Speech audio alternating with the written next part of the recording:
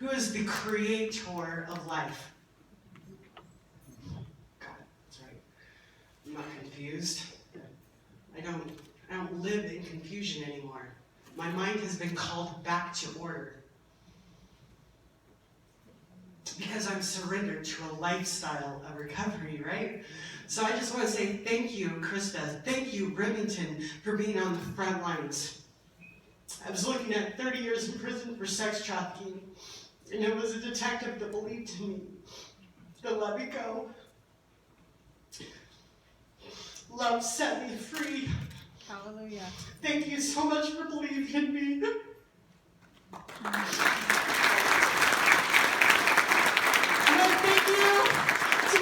Home, because when I get back on the plane, I'll be drinking kale shakes back in the Republic of Colorado. So she has shown me a good time, and Wisconsin culture,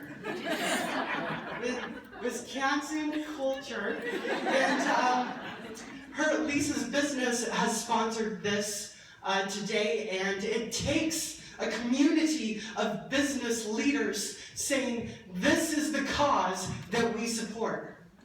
In the community that I went through recovery, you walk into any other business and it says, we proudly support Refuge for Women. You go to go get your hair done, your nails done, you go into a gym, you go into an accountant's office, you go into any entrepreneur knows of Refuge for Women.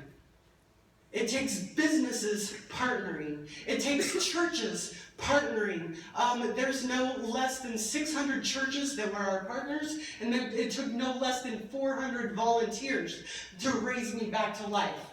It took Mr. Gerald fixing our pipes and fixing, like when you put 7 girls in 1,200 square feet, we needed Mr. Gerald every week. So Mr. Gerald changing this, Mr. Gerald doing this, we needed men as a part of our recovery, because if we did not have men a part of our recovery, how do we know how to respond once we get out of that safe place? We had couples, we had families, we had family dinner night, we had the Alex. Our program was on this huge farm. Did I mention that we're looking for a house here in Wisconsin? It was on the corner of this huge farm, and every Wednesday night we would have dinner with the Alex. They had 6 kids, but they ran like a militant household. We saw how they disciplined, we saw how they talked. They had a trampoline out back. And I saw girls in my sex trafficking recovery that got on that trampoline and didn't know what to do. I saw girls, and here's me, I'm like, you bounce, and all the kids are like, you bounce. These girls have never been on a trampoline. They've never had apple pie, they've never baked apple pie. They don't know what it's like to have a Christmas where they're not sold. They don't know what a father is, because at least 1/3 of their fathers sold them. They won't recognize you as you're there to help them. If you haven't been cussed out, who hasn't been cussed out? Sign up to volunteer. You will never be cussed out as good as we will cuss you out. We'll tell you that you're fat, that you're ugly, that you're nobody. What an honor. When I go back to Kentucky, I apologize to all of my volunteers. I'm like, I'm so sorry. I felt like I was breaking you. I'm so sorry. I'm so glad you're here at this wedding. I'm so glad that you're here at this graduation. I'm so glad that you're here at this home signing. I'm so glad that you're here at this engagement party. I'm so glad you're here to watch my sisters graduate from college. I'm so glad you're here to see my sisters graduate from high school. I'm so glad you're here. Thank you. Because all I know is success. I went to a sex trafficking program with a 95% success rate of girls never returning back to a life of exploitation, because I didn't know failure. I didn't know that it's expected the girls walk out the door within being in a recovery for 24 hours. No. We don't leave. We didn't even know where we were in Kentucky. Who's been to Kentucky? Oh my gosh. First of all, I'm like, you don't know whether to say speak slower. You're like, don't speak slower. I just can't enunciate. It's like, and like we were the only people at Walmart not wearing camouflage. And I was like, oh my gosh. gosh, you are not in Colorado anymore, folks. But we were loved back to life. It took an entire community loving us back to life. We had a woman who taught us how to crochet. Oh, that's stupid. But when there was a head-on collision where 6 people died, and one of them was a refuge girl, she died instantaneously. The Refuge for Women van hit on a car of 5 people, 3 kids in the back seat who were not buckled up. A car came running through this stoplight and plowed into this Refuge for Women van, and one of the girls was killed instantly. If that community did not know who Refuge for Women was before, they knew after.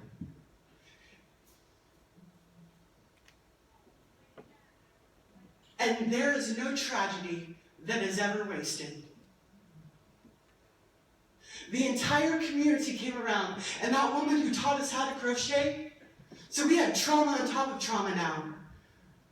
All the girls were nervous to ever get in a car again. Or if the cars got separated that night. I just said, the girls coming home tonight. There was so much trauma to deal with it. The old lady that came in and taught us how to crochet, and the new cars that the community gave us, you could see the Refuge for Women girls nervously crocheting in the back. Because not getting in a car ever again was not an option. So with their PTSD, they would sit in the back and crocheting profusely. But not getting in a car was not an option. We had to pick up our mat, and we had to choose to heal. What do you have in common with girls like me? What do you have in common? There was not one volunteer that ever went through sex trafficking and prostitution, but they loved us back to life. Every single woman and man in this room has been guaranteed the trials of life. At 7:30, we had to be out of bed, because at 7:31, there was a consequence.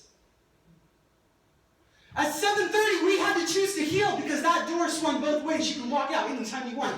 Do you or do you not choose to heal? So what do you have in common with these girls? Every woman and every man in this room has had to have a 7:30. There was a time in your life that you had to choose to get out of bed. When your child passed away, when you were going through a divorce, when you learned that a family member molested another family member, you had to choose 7:30. So what do you have in common with girls like me? You chose to get out of bed, and that's all we need. Can I get an amen? Yeah. So once again, I'm Jessica Neely. Jessica Joy on Facebook. You can follow me. It says I have 5,000 followers, but trust me this, I'll cycle through about 100 or 200 a week. Why? Because when I call on people and I'm in their state, I don't necessarily need money. I need help. I don't need a t-shirt. I don't need a Starbucks card. I need help. So if somebody doesn't get back to me, I unfriend them. I'm like, don't worry. If there's no friends on my friends list right now, if I'm maxed out at 5,000, trust me, next week there'll be 100 less. Because I need warriors. I'm not here for the fans anymore. I'm here for warriors. I'm the vanguard. I'm the front lines, and this is what it looks like. You're not ready? Next. You're offended? Next. I'm not easily offended because I'm not a victim. There is no victim mentality.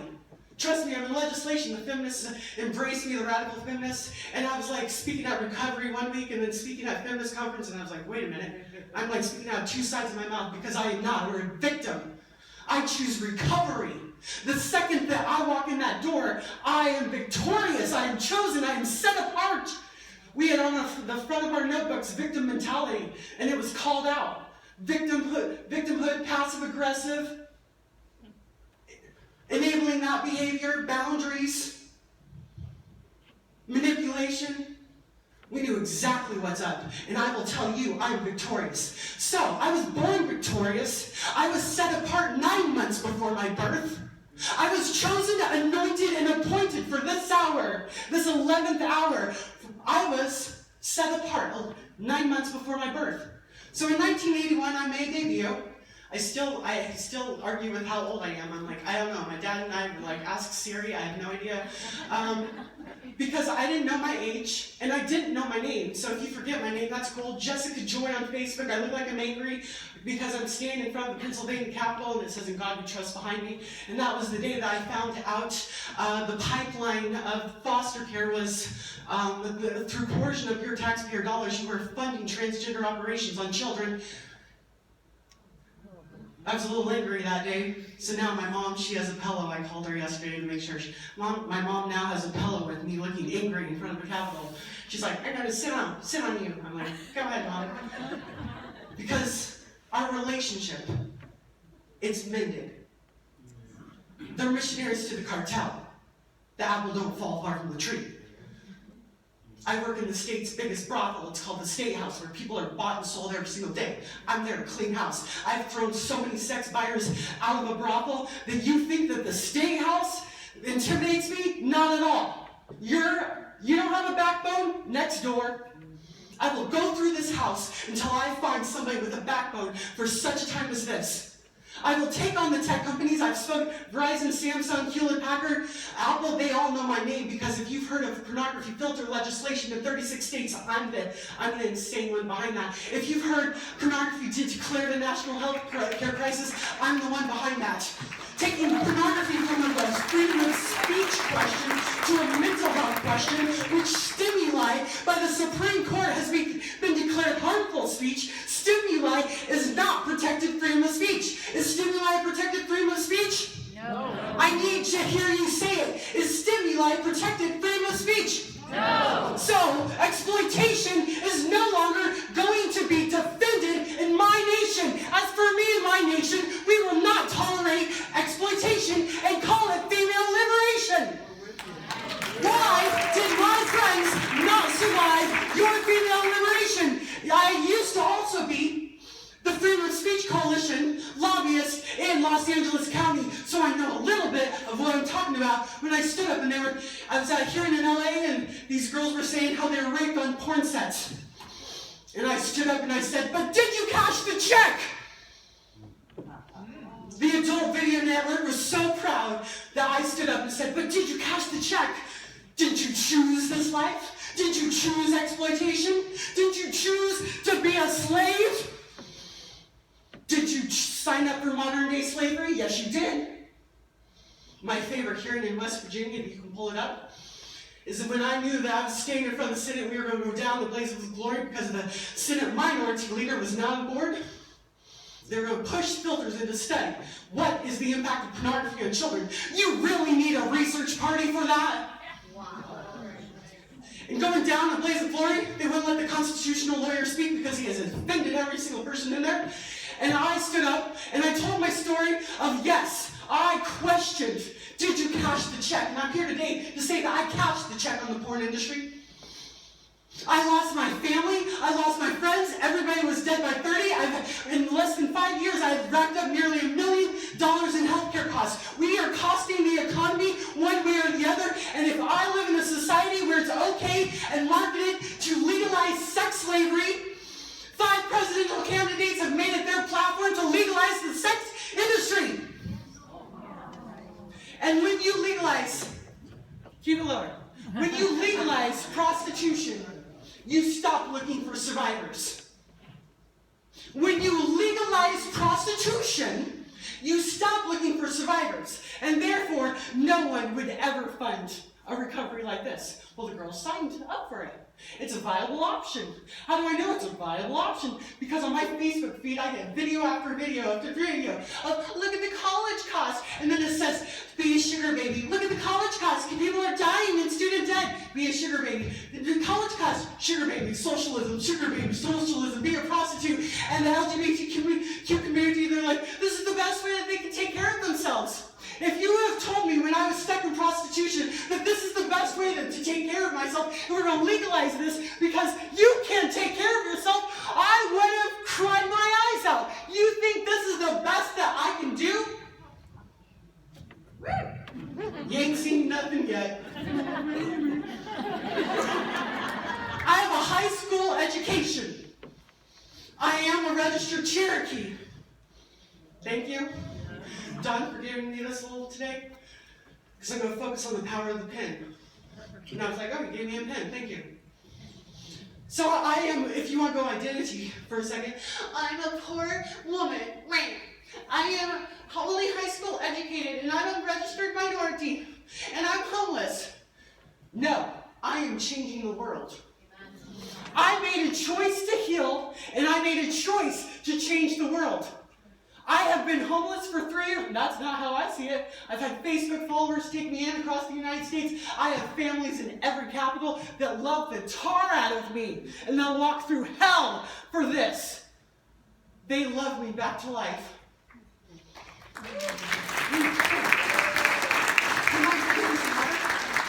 I got like 4 water glasses over here, guys. I don't know if you've seen what's going on here. They were like, we need a picture. And I was like, let me go out there. I'll just bring the whole thing back. So I don't know if you've ever self-identified as tall before, but I have been pretty much born and raised 5'10". 3rd grade, I was 5'8". Any tall people here?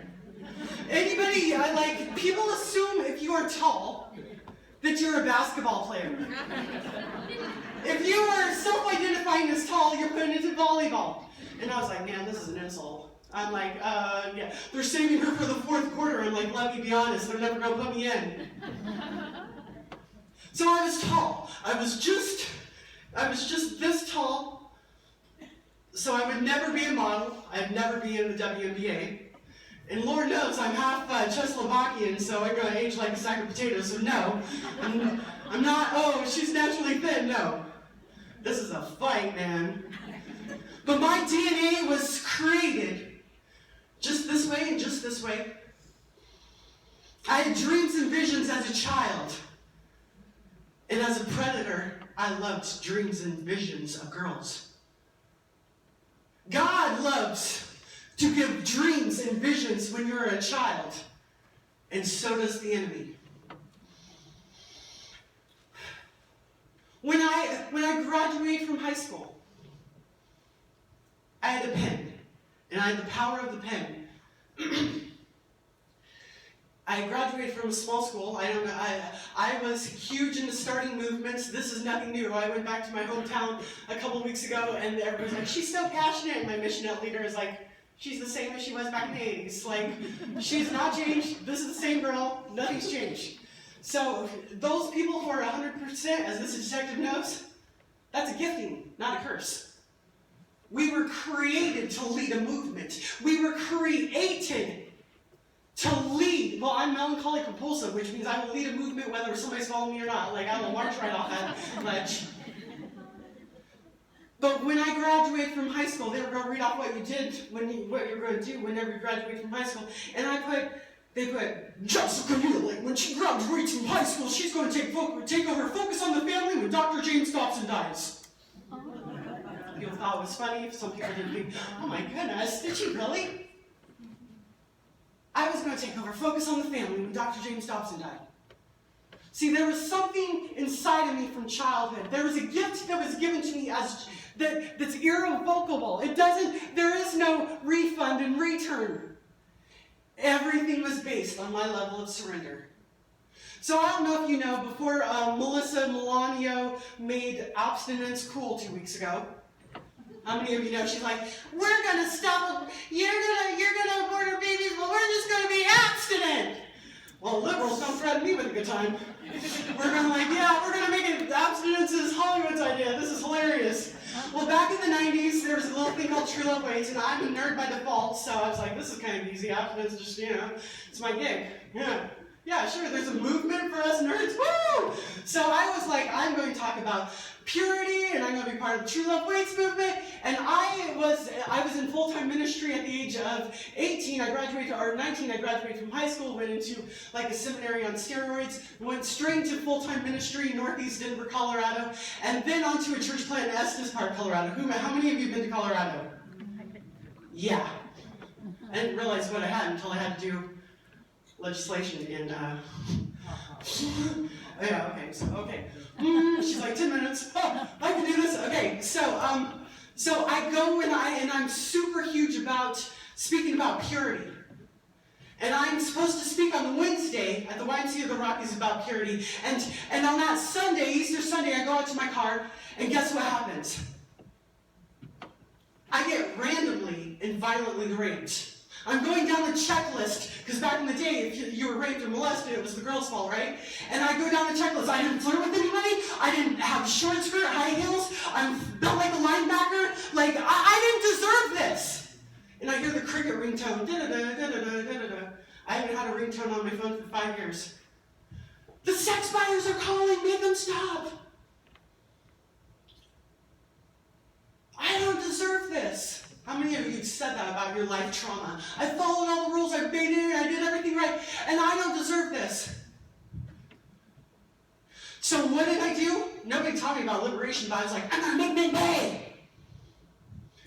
And I went into the sex industry, I went into prostitution almost immediately, and my first journal entry, because I've always been a nerd, I wrote down, what does it profit a man to gain the whole world but lose his very soul? That would dictate the next 8 years of my life.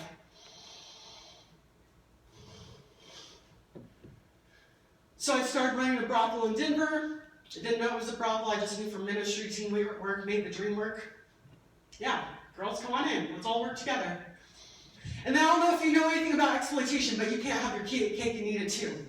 That goes for girls just as much as it goes for guys. My parents found out about my double life in 2008. I was producing pornography at that time. That was way back when people paid for porn.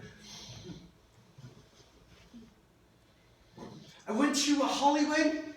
I signed a pornography contract. We went on go-sees. There's walls of front, right, back pictures of America's daughters. They're not taking the pictures to see how beautiful your daughter is. They are pointing out the flaws before the watcher does. This is the generation that pornography raised. Not to find how good you are, but find your flaws. We went to Florida. I didn't know that this was called sex trafficking. Everybody had a suitcase bin. We were like, leave your suitcase bin at home. All these girls had boyfriends like, this is love, do this for love. And then we had this established value. Let me tell you when I learned about my value. It was delivering pizza and nobody thought it was worth $1. When did I find my value? Delivering pizza in a safe recovery program. The world can't take from me what it never gave me. And that is and was my value. Every morning when I get up, if you are in my host home, you hear my affirmations of who I am in Christ every morning when I get up. Because I have to remind myself and cling to who I am. And it took a community and churches and business owners just like you that established my value. So I went into the Hollywood sex industry, I went into the porn industry, worked obviously for the Freedom of Speech Coalition, and I held the sign of my body, my choice, until all my friends could not survive this liberation. I went back to Colorado. Of course I didn't know how to be normal. Do you think why don't they just get a job? Why can't they just go work at Starbucks? We were talking with the detective, we'll put them in a domestic violence shelter in 30 days, go work at McDonald's. We don't have an opiate crisis. We don't have an addiction crisis. We have a mental health and knowing the Creator crisis. I am the face of prison reform. The faces of prison reform are sitting in your jail cells, and they haven't been identified yet that they need to be in this program. They need specialized care. They know, and I would go to churches, and I'm like, hi, I'm stuck in the sex industry. What do I do? And they're like, here's a t-shirt. Hi, I'm stuck in the sex industry. What do I do? Here's the Starbucks card. And I would yell. Oh, trust me, I have no shame in my game. I would yell at this little nice little church mouse. What happens if I don't need a Starbucks card? What happens if I don't need a t-shirt? What happens? So, October 5th, 2013, I was looking at 30 years in prison for sex trafficking. I had no idea that I was the sex trafficker. They're like, we're going to get victims advocates and blah. And I was like, victim advocates for my girls? I'm the trafficker?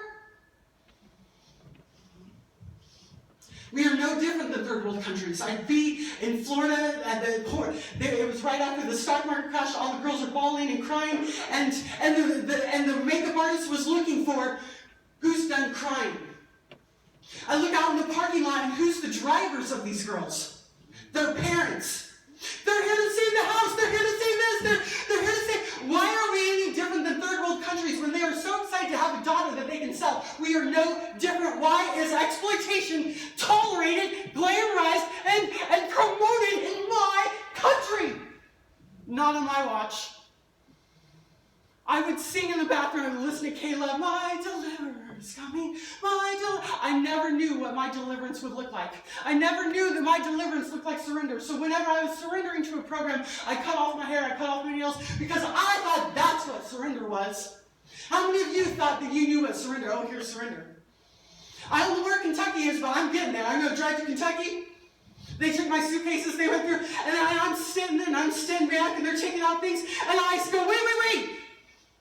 If you take that, I'm not going to be beautiful. And I said, nobody will love me if I'm not beautiful. And I cried. And they're like, you're going to hear things like that. Nobody's going to love me if I'm not beautiful. What do you want from me? Stop.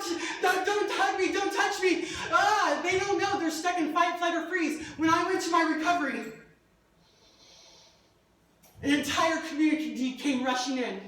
We had Mr. Gerald. Do you or someone you know, do they know how to refurnish stuff? We had entrepreneurs that came in, and here is how you refurnish furniture. Here's how you refurnish a house. Here's how you refurnish a car. When my dad and I were reconciled, guess what we worked on? My car that I'd taken in legislation, and I'd hold onto the roof because it was floor tiles and duct tape and bungee cords, and we restored my car. There is something to be said about restoration. No, don't sign us up for your oils. We don't have any friends. Don't sign us up for Mary Kay. We don't have any friends.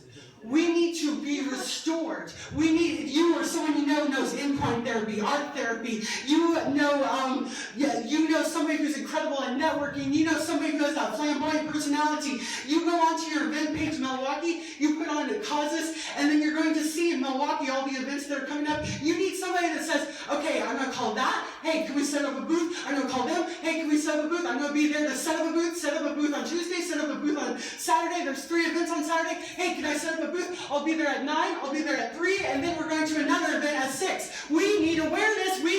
We need Milwaukee to know the solution is here, the solution is now, and the solution is possible. Amen?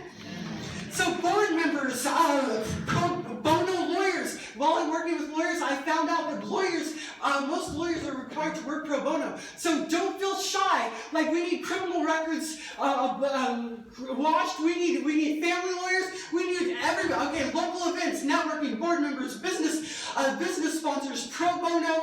Like I said, pro bono lawyers. Stock events. Go to events like your life literally depends on it. Yes, leave empowered. The ball is in your court.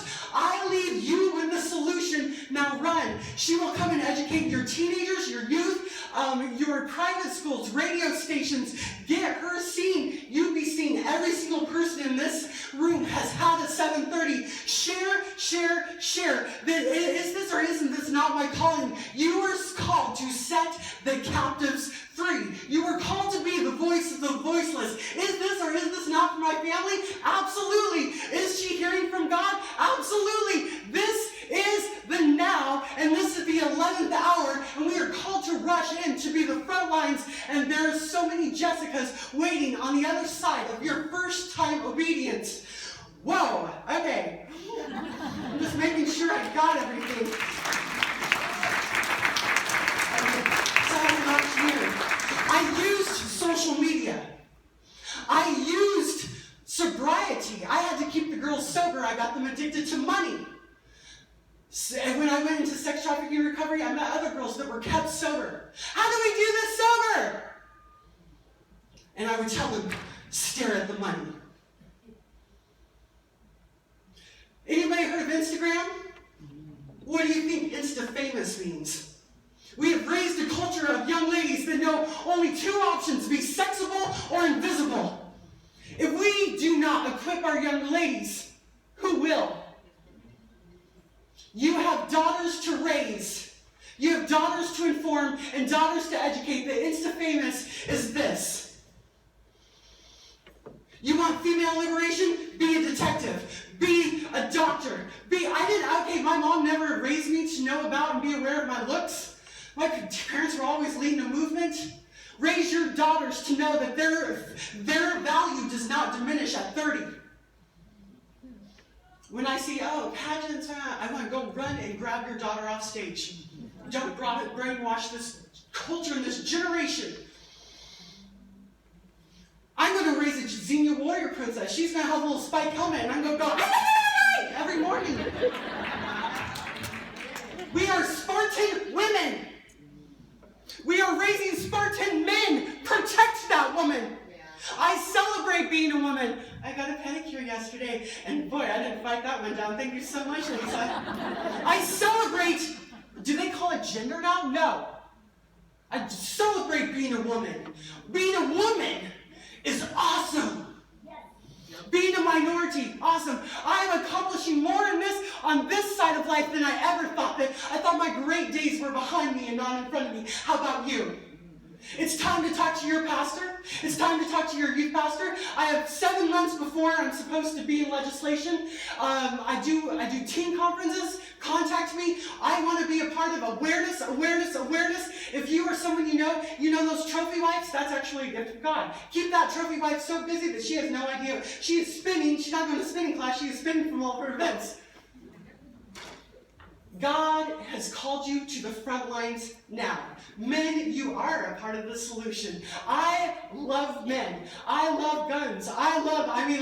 Gunslinger, I love men, guns. The men taught us how to take care of cars, change this, change the pipes on the house. Like, the pipes burst in Kentucky. I don't know if you've ever been to Kentucky, but it's like 3 weeks of below zero. Oh my gosh, I'm from Colorado. I wasn't used to that. But it wasn't like we're going to hire somebody. No, girls, get in here, and you're going to learn how to do this. You're going to learn how to change your brakes. You're going to learn how to change your plugs. You're going to learn. And the men of God rose up, and they came around us. They sheltered us. They protected us. And by the time these girls graduated, let me tell you, every single one of them that chose a relationship, chose men full of integrity and abstinence.